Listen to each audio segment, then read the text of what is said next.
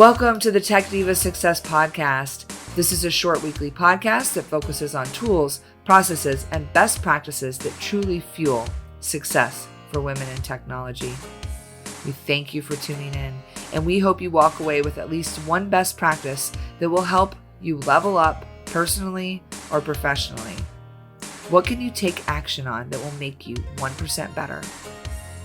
This show gives us space to grow that amazing potential you have inside of you by bringing you guests from all walks of life and allowing them to share their success secrets with you.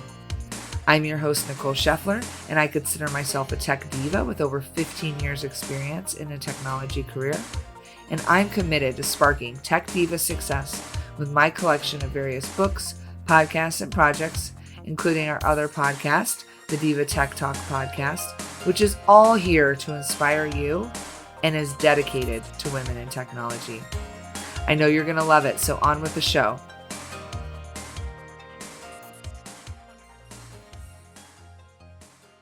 My biggest passion is to give women in technology methods to ignite career success. From my 15 years experience trailblazing a tech career at Cisco, methods from my book and coaching with Jack Canfield, and global speaking and podcasting, all intended to light up thousands of women of all ages in tech. But today is a different day. Today, I will not be posting my regular Tech Diva Success podcast. Where I live in the United States, we have a major presidential election today during a worldwide pandemic. The most important thing I can do for impact is to host a brief episode to ensure I do my part to get people out to vote. I've actually been volunteering as a team lead for Headcount, which is a nonprofit focused on registering and encouraging young voters throughout the U.S. by the connection of live music for over 4 years in Michigan.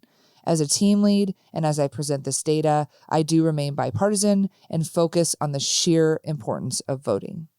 There is an important message for anyone listening to this today and for every election after today.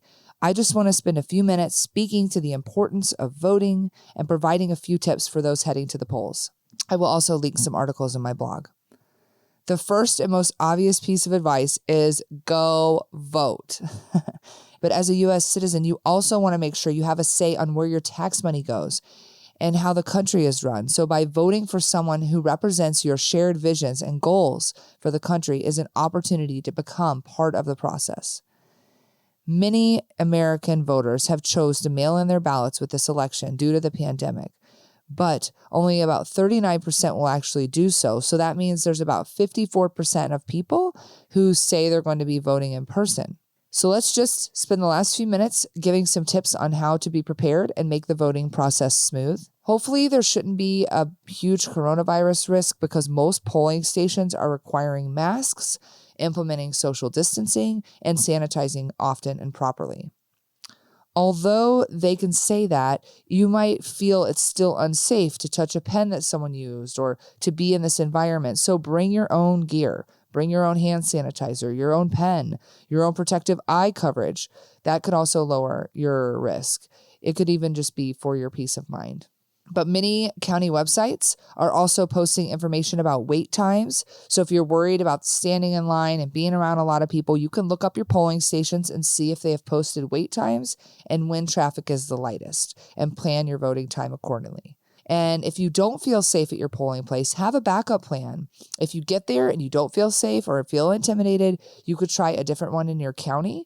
And you could also ask people who are voting around you on their experience at locations so that you can help find one that's right for you. So go early and be prepared and make sure you don't wear any kind of clothing or pens that show support of one party or another because you could be asked to leave or change.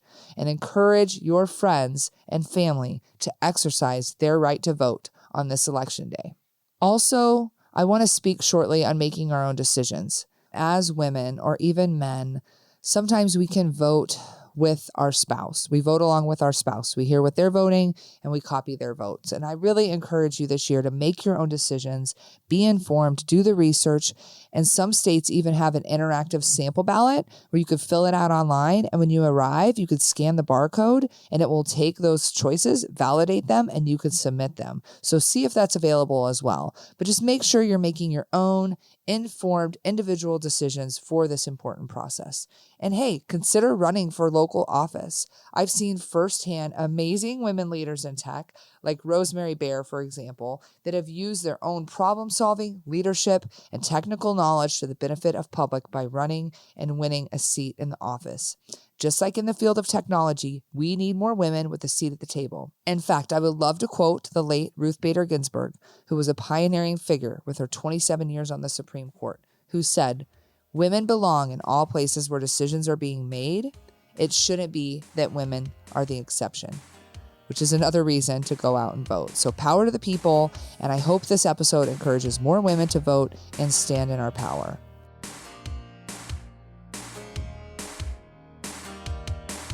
Thank you again for listening, and we really hope this sparks something in you that you can use to manifest more success in your life. Please give us a rating or review. We would love to see how this show has inspired you. You can also connect with Tech Diva Success on Twitter, Insta, and Facebook.